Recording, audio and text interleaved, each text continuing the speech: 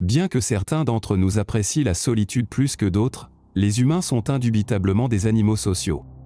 Il arrive cependant que par suite de circonstances malheureuses, des personnes se retrouvent coupées du reste de l'humanité pendant de longues périodes, dans un isolement extrême que personne ne choisirait si ce n'était parce qu'il leur était imposé. La vidéo d'aujourd'hui présente donc 3 destins horribles qui sont directement liés à l'isolement extrême des personnes dans chaque histoire. La dernière histoire comporte un rebondissement incroyable qui est à la fois horrifiant et difficile à comprendre. Ceci étant dit, la discrétion est de mise. Après l'indépendance de l'Ouganda du Royaume-Uni en 1962, Milton Obote a été élu président. Malheureusement, sous son règne, le pays a connu une baisse du niveau de vie, la corruption, la violence entre factions et la persécution de divers groupes ethniques. Sentant la tension entre les groupes opposés, Obote a organisé une purge de l'opposition pendant qu'il était hors du pays. Mais il était déjà trop tard. Obote a été renversé par un coup d'État militaire qui a porté au pouvoir l'infâme et brutal despote Idi Amin. Plusieurs années plus tard, après le renversement d'Idi Amin, à la fin de son règne brutal, le peuple ougandais s'est engagé dans une guerre civile de 1980 à 1986 qui s'est avérée encore plus meurtrière pour le peuple ougandais. On estime qu'entre 100 000 et 500 000 personnes ont été tuées dans les troubles qui ont suivi. John Sebunya est né dans la petite ville de Kabongo dans les années 1980, en plein milieu du conflit. On ne sait pas grand-chose de son enfance, si ce n'est que son père était violent et agressif, et qu'il a participé au conflit armé de la guerre civile en tant que membre des forces rebelles. Lorsque John avait environ 3 ans, son père a brutalement assassiné sa mère sous ses yeux. On ne sait pas si John s'est enfui pendant l'agression par peur ou s'il a été abandonné par son père après l'agression. Ce que l'on sait, c'est que John n'a pas été revu pendant longtemps. Environ 3 ans plus tard, une femme qui se trouvait dans la région à la recherche de bois de chauffage est tombée sur une petite meute de singes.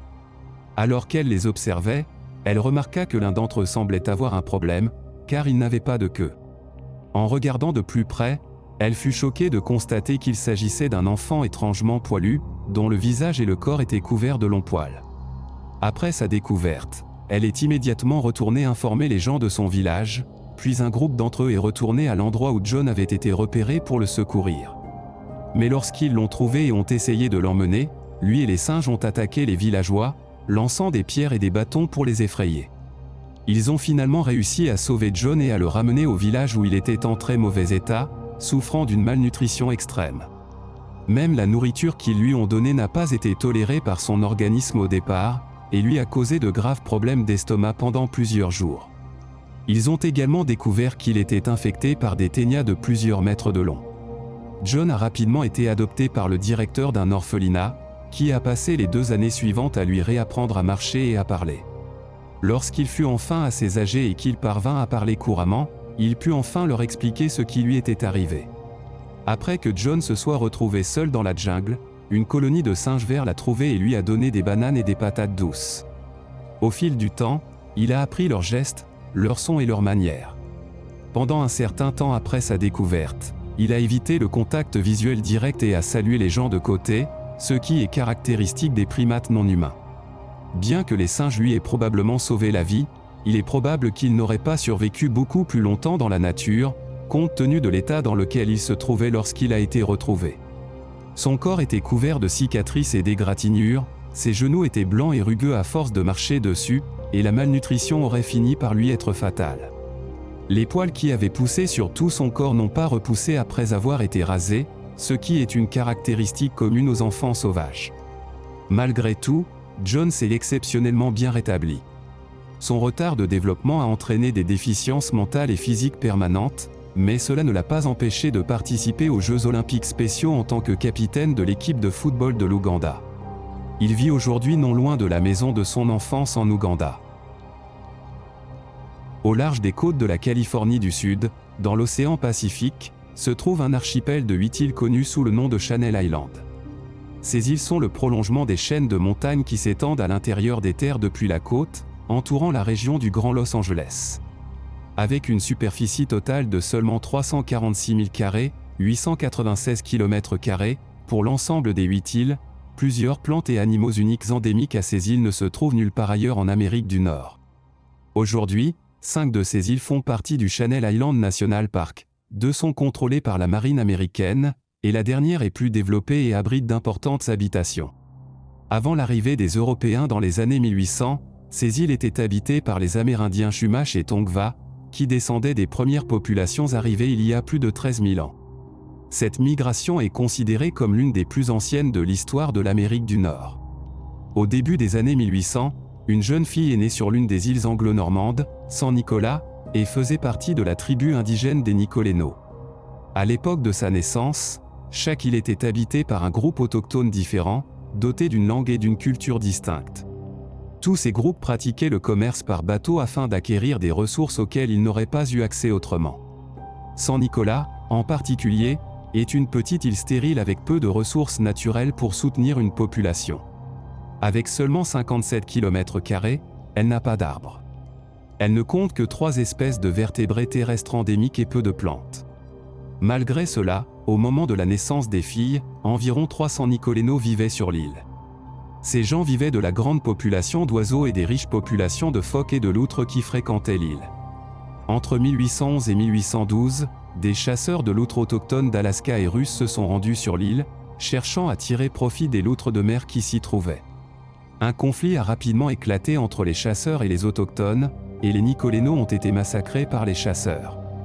Les hommes sont tués, les femmes sont agressées, la population de loutres de mer est décimée et la tribu ne compte plus que quelques dizaines de personnes en quelques années. En 1835, il ne restait plus qu'une vingtaine de Nicolénos sur l'île. Cette année-là, des missionnaires catholiques sont arrivés sur l'île et ont convaincu les indigènes restants de quitter l'île et de migrer vers le continent. Ils leur ont promis de meilleures conditions de vie, une meilleure nourriture, et plus généralement, une vie meilleure que celle qu'ils menaient sur l'aride San Nicolas.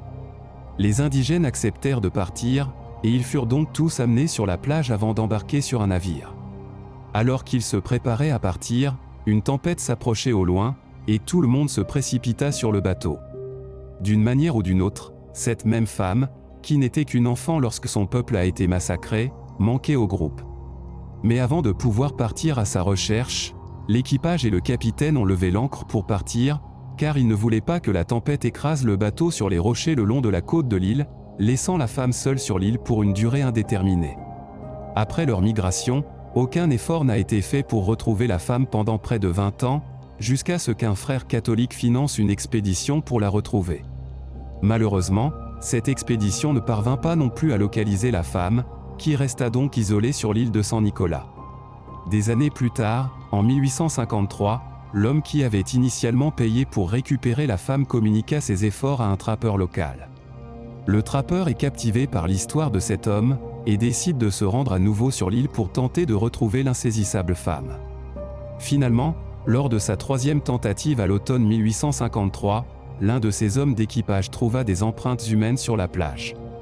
Après avoir suivi les empreintes, ils trouvèrent de la graisse de phoque qui avait été laissée à sécher, et peu après, une femme cachée près de la hutte qu'elle habitait seule depuis près de 20 ans.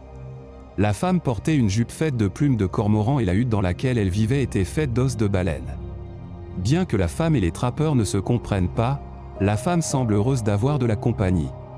Les trappeurs ont passé les 2 semaines suivantes sur l'île à vivre avec la femme, qui leur a montré sa vie quotidienne. Elle les aida à chasser les phoques et les canards sauvages, leur chanta des chansons et cousit des vêtements, comme elle l'avait fait dans l'isolement le plus complet au cours des 18 dernières années. Au moment de partir, ils ont réussi à communiquer avec elle suffisamment pour lui demander si elle voulait bien les rejoindre à Santa Barbara. Non seulement la femme était d'accord, mais elle semblait enthousiaste à l'idée de rentrer avec eux. Lorsqu'ils sont arrivés au port, elle était aux anges. Elle était fascinée par les chevaux, la nourriture et les vêtements qu'elle n'avait jamais vus auparavant. Elle a vécu quelques semaines avec le trappeur, qui l'a décrite comme ayant à peu près 50 ans, mais toujours forte et active et presque toujours souriante. Lorsque les habitants de la ville venaient lui rendre visite, elle était toujours heureuse de les rencontrer et chantait et dansait pour eux, comme cela semblait être la coutume dans sa culture. Le seul problème, c'est que personne ne pouvait la comprendre. Elle était la dernière de son peuple à pouvoir être localisée, de sorte que le mystère de sa situation n'a jamais pu être communiqué. Les habitants ont contacté certains migrants d'autres îles qui vivaient dans la région, mais malheureusement, le dialecte était trop différent et ils n'ont pas pu la comprendre non plus. Après seulement 7 semaines sur le continent, La femme est morte de la dysenterie contre laquelle elle n'était pas immunisée. Avant sa mort, elle a été baptisée du nom espagnol de Juana Maria. Malheureusement, son vrai nom n'est pas connu, et c'est donc sous le nom de Juana Maria que l'on se souvient d'elle. C'est la version des événements qui circule depuis des années, et il existe de nombreuses variations légères des événements qui ont été racontés. Cependant, un article publié en 2016 raconte une version légèrement différente et potentiellement encore plus tragique de l'histoire de cette femme. Les nouvelles preuves suggèrent que la femme a pu communiquer avec 3 ou 4 des migrants suffisamment bien pour raconter son histoire. La femme est restée sur l'île parce qu'elle était restée pour s'occuper de son jeune fils. Tous deux ont vécu sur l'île pendant des années, comme le faisait son peuple, jusqu'au jour où alors que le garçon était parti pêcher, son bateau a chaviré et il est mort dans l'eau. Il s'est peut-être noyé ou a été tué lors d'une attaque de requins, mais malheureusement, ces détails ne sont pas connus. Ainsi, comme pour son nom, certains éléments de son histoire se sont tout simplement perdus dans le temps, tout comme le reste de son peuple et de sa culture. Un jour, un garçon est né dans une ville moyenne d'environ 50 000 habitants. La ville où il est né se trouve à la pointe sud d'une grande île au climat magnifique. Les étés étaient chauds mais pas humides, et bien que les hivers soient frais, il descendait rarement en dessous de zéro et il n'y avait que peu ou pas de neige. À l'âge de 17 ans, il s'est rendu dans un autre pays pour travailler dans une société commerciale, puis à 18 ans, il s'est engagé dans l'infanterie de son pays. Ce fut un grand moment pour lui et sa famille, car son pays avait une forte culture de l'honneur qui mettait l'accent sur le devoir et la loyauté. Alors que le garçon était formé comme officier de renseignement dans l'unité commando de son pays, une guerre massive avait éclaté à laquelle son pays participait. À l'âge de 20 ans, l'homme est envoyé sur une autre île voisine pour participer à l'effort de guerre. Lorsqu'il arrive sur l'île, il a pour ordre de faire tout ce qu'il peut pour saboter l'ennemi et entraver ses attaques et ses défenses. Si cela signifie détruire des pistes d'atterrissage, il le fera. S'il fallait détruire des ports, il le ferait. La seule chose qu'il ne ferait jamais, c'est de se rendre, quelles que soient les circonstances. D'un point de vue personnel, pour l'honneur de sa famille, et d'un point de vue militaire, il savait qu'il devait se suicider avant de songer à se rendre. Non seulement la reddition était extrêmement déshonorante, mais l'ennemi qu'il combattait était également totalement diabolique. Si vous étiez pris, vous étiez torturé. Il vous trompait, vous mentait et vous soutirait même des informations sur votre famille, qui était alors torturée à son tour. Peu après avoir été déployé sur l'île, l'homme a rejoint le reste de la station de ses compatriotes. Malheureusement, l'homme qui l'accompagnait était plus gradé que lui, et lui a donné des ordres qui l'ont empêché de mener à bien les missions prévues par son commandement. Peu de temps après, l'ennemi a envahi l'île en lançant une attaque brutale, et tous les soldats, à l'exception de l'homme et de 3 de ses compatriotes, sont morts ou se sont rendus. Avec tous ces morts, l'homme était devenu l'officier le plus haut gradé, et il ordonna aux autres de se regrouper dans les collines de l'île et de se mettre à l'abri. Pendant les quelques temps qui suivirent, les 4 hommes vécurent dans les montagnes et menèrent des opérations spéciales, sabotant l'ennemi par tous les moyens possibles. Ils attaquent des entrepôts, se livrent à des échanges de tirs avec les forces locales et sèment le chaos partout où ils passent.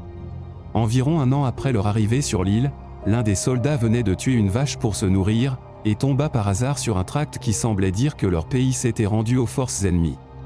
Plus précisément, le tract indiquait ce qui suit: la guerre a pris fin le 15 août. Descendez des montagnes. Les 4 soldats étudient attentivement le tract et concluent qu'il s'agit d'une ruse de l'ennemi.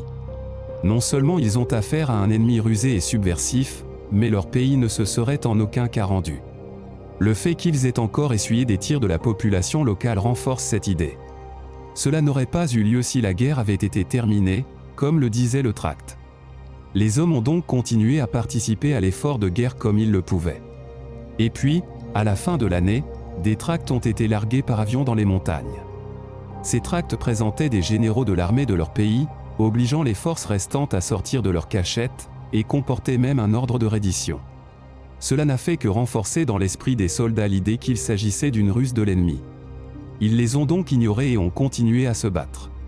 4 ans plus tard, après avoir passé 5 ans à fuir, à se cacher et à vivre dans la dense forêt montagneuse de l'île, l'un des soldats n'en pouvait plus. Il quitta les 3 autres et se rendit aux forces ennemies. Les autres ne savaient pas quel sort horrible avait été réservé à leurs compatriotes, et en plus, il aurait pu divulguer des informations sur l'endroit où il se trouvait.